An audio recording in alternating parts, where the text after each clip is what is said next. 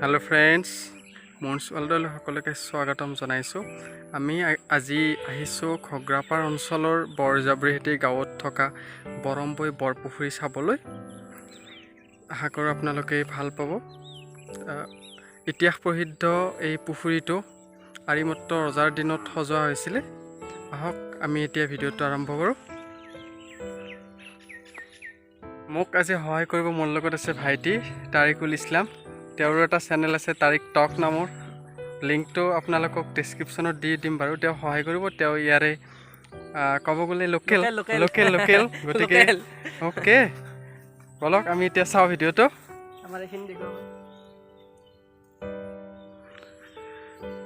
ইয়াতে মাছ মাৰি আছে খুব সুন্দৰকৈ। মাছৰ জেগা মোৰ প্ৰিয়, যিহেতু মই মাছ মাৰি ভাল পাওঁ। এই বৰপুখুৰীৰ প্ৰথম আৰম্ভণি এইখিনি দলং এটিৰ পৰা আৰম্ভণি। দলংখন বনাব লগা হৈছে। এতিয়া বাঁহৰ দলং আছে।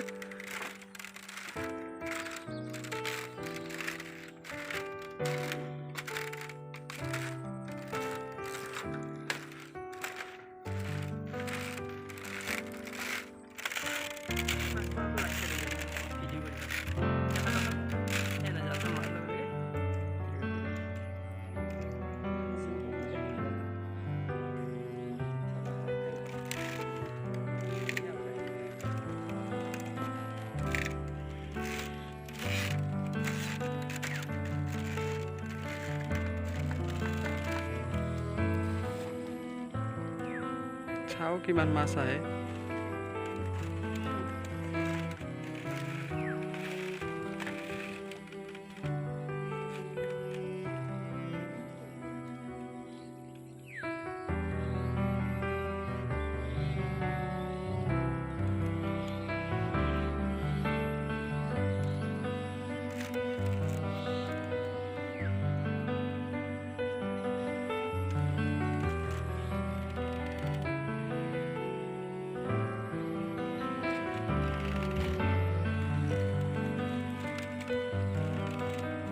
পুখুৰীটোৰ কাষত বোলে বৰমপুৰ নামৰ এটা চুবুৰী আছিল। সেইবাবে এই পুখুৰীটোৰ নাম বৰম্বৈ বৰপুখুৰী হ'ল। যিহেতু ডাঙৰ পুখুৰী সেইকাৰণে বৰপুখুৰী, বৰম্বৈ বৰপুখুৰী। পালৈ আৰু সৌটো বেছি দূৰ নহয়, দূৰৰ পৰাই কি ধুনীয়া দেখি। ইয়াত চাৰিওফালে পথাৰ আছে, মানুহবিলাকে খেতি কৰে, সৰু সৰু পুখুৰী আছে। পৰিৱেশটো সম্পূৰ্ণৰূপে পূৰা মাছৰ আৰু। এয়া আমি পাৰ আহি পালোঁ। এতিয়া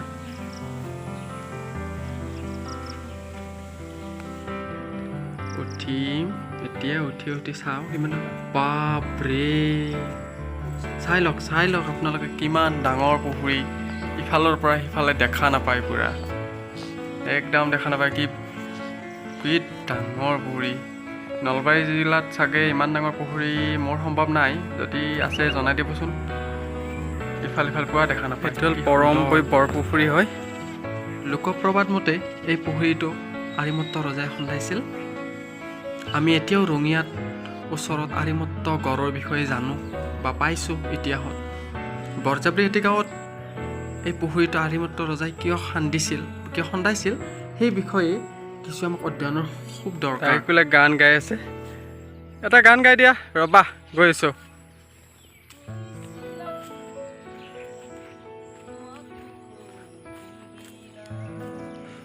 বাই আনিব লাগে ইয়াতে, গম পাইছা নাই? আমাৰ ভাইটি খুব সুন্দৰ গান গায়। বুলি তুমি সিদিনা সাৱটি ধৰিছিলা, মই পাহৰা নাই, মই নাপাহৰো। এনেকুৱা পৰিৱেশত গান কি সুন্দৰ ন? প্ৰতিক্ষণে ভাবো। পাৰবিলাকত কিমান মান হ'ব? পাৰবিলাক পাৰত 20 মিটাৰ, 20-60 ফুট হ'ব ন? 20-25 মিটাৰমান হ'ব চাগে। 60 ফুট তলৰ পৰা ভিতৰতো। এইবিলাক চব পিটনি হয়। পিটনি ইয়াত আগতে পিটনি আছিলে বহুত আগতে, তাৰপিছতে মোকলোৱা হ'ল।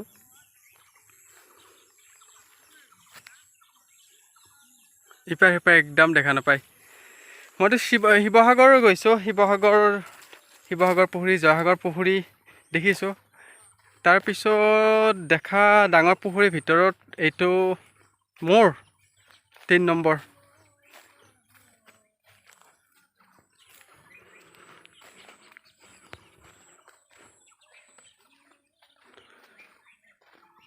কেনেকুৱা পালে জনাব।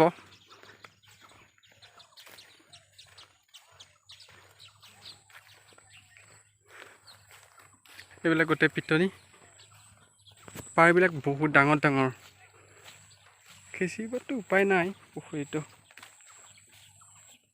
ৱাও।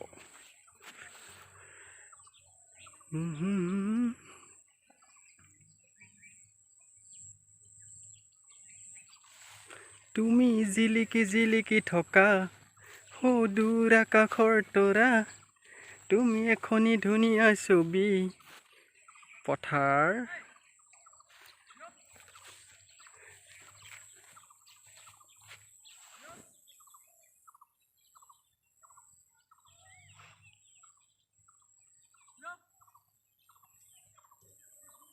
ভাইটি তাৰিখুলৰ মুখৰ পৰা কিছু কথা শুনো, তেওঁতো জানেই ইয়াৰ বিষয়ে। কোৱা কিছু অলপ যি জানা। কিছুমানে কি জানা তুমিতো জানাই ইয়াৰ বিষয়ে। জানো মানে বহুত বেছি একো নাজানো, তথাপি আমি সৰুৰ পৰা এনেকৈ দেখি আছোঁ। অকল আমি বুলি নহয়, আমাৰ অলপ আগত মোৰ বৰদেউতা ক'লে ইতিমধ্যে, বহুত বছৰ আগৰে ৰজা আৰিমত্ত ৰজাৰ খন্দা বুলিয়ে কয়।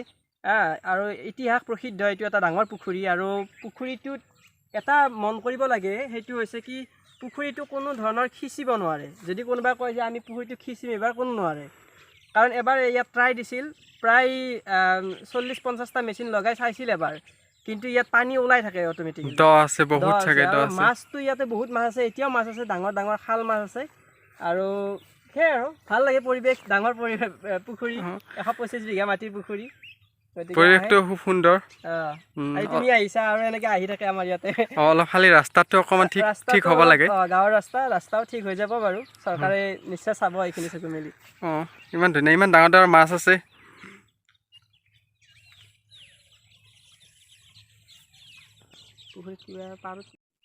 আমাৰ লগত স্থানীয় খুৰাকজন আছে, তেওঁ ইয়াৰ বিষয়ে কিছু কৈ দিব। আহক, তেওঁৰ কিমানখিনি জানে ইয়াৰ বিষয়ে তেওঁৰ পৰা শুনি লওঁ। পুখুৰীটো বহুত মানে আহোম যুগৰে পুখুৰী বুলি কয়। আমি নহয়, বহু বছৰ হয় বুজিছেনে। আমি দেখা সময়ত ইয়াত জংঘল, অত্যন্ত জংঘল আছে। ইয়াতে এনে কিমান মান বিঘা মাটি হ'ব? 125 বিঘা বুলি শুনিছোঁ ইয়াতে ভিতৰত। আৰু পাৰকেইটাওতো বৰ ডাঙৰ ডাঙৰ। পাৰ ডাঙৰ টাকালি, তাৰ পাৰ টাকালি গেছে একদম তললৈ। পানী কাষলৈ গেছে। ইপাৰ আকৌ দেখা নাপায়। এই এইটো আৰিমত্ত ৰজাই খন্দাইছিল। ইয়াতে বহুত মানে ডাঙৰ ডাঙৰ মাছ আছে। চৰকাৰে যদি ইয়াতে ভালকৈ গুৰুত্ব দিয়ে, তেতিয়াহ'লে নিশ্চয় এইটো পৰ্যটনস্থলী হিচাপে স্থান লাভ কৰিব। কিন্তু বৰম্বৈ বৰপুখুৰীটো নলবাৰী জিলাৰ খুব সুন্দৰ এটা পৰ্যটনস্থলী হ'ব পাৰে, যদিহে আমি গুৰুত্ব দিওঁ, যদিহে চৰকাৰে গুৰুত্ব দিয়ে। ঘগ্ৰাপাৰৰ পৰা বেছি দূৰ নহয়, বৰজাবৰি হাতীলৈ 6-7 কিলোমিটাৰমান হ'ব। গতিকে ইয়ালৈ অহা ৰাস্তাও সিমান ঠিক নহয়। যদি দিয়ে, নিশ্চয় দূৰ দূৰণিৰ পৰা মানুহবিলাকে ফুৰিব আহিব পাৰে। যেনেকৈ আমি শিৱসাগৰ হওক, তেজপুৰ হওক, গুৱাহাটীৰ বিভিন্ন ঠাইবিলাকৰ বিষয়ে আমি জানো। কিন্তু কিছুমান এতিয়াও গুৰুত্ব দিয়া নাই যেন লাগে, যিবিলাকক গুৰুত্ব দিব লাগে। কাৰণ আৰিমত্ত ৰজাই খন্দাই পুখুৰীটোৰ বিষয়ে বৰ বিশেষ সমল একো পোৱা নাযায়। ইয়াক লৈ বহুখিনি অধ্যয়নৰ দৰকাৰ আছে, বা ৰজাই কিয় খান্দিছিলে, কাৰণ তেতিয়াহে আমি কিছু বস্তু বুজিব পাৰিম। এতিয়াও ইয়াত 100 বিঘাতকৈ বেছি মাটি ইয়াৰ ভিতৰত আছে, পানীত। গতিকে ইয়াত মৎস্য উৎপাদনৰ এটা সুন্দৰ মানে পৰিৱেশ হ'ব পাৰে ইয়াৰ পৰা। বা ডেকা যিবিলাক নিবনুৱা আছে, যুৱক যুৱতী, তেখেতক ইয়াতে ফুৰি ভাল লাগিছে। খুব সুন্দৰ একদম পৰিৱেশটো বিৰাট ভাল। আৰু যদি বতাহ দি থাকে আৰু ক'বই নালাগে। সিফালৰ পৰাই চাগে মোক দেখাই নাই। যা।